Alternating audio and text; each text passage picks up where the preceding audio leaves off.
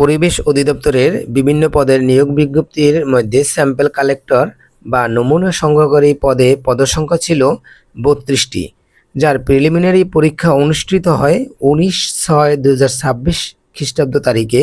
বিভিন্ন কেন্দ্রের মধ্যে সরকারি তিতুমির কলেজ একটি, যেখানে আসন সংখ্যা ছিল ৭,০০০ এবং অন্যান্য কেন্দ্রে পরীক্ষা অনুষ্ঠিত হয়।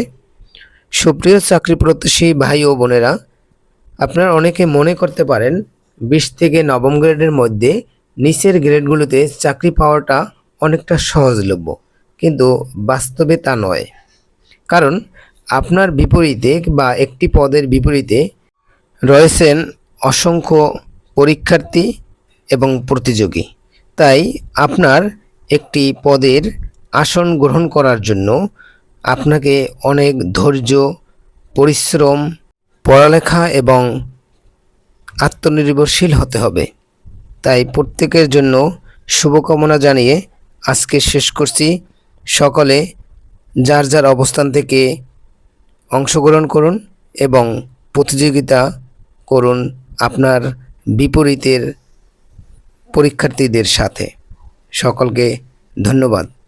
ভালো থাকবেন, সুস্থ থাকবেন সেই কামনায়।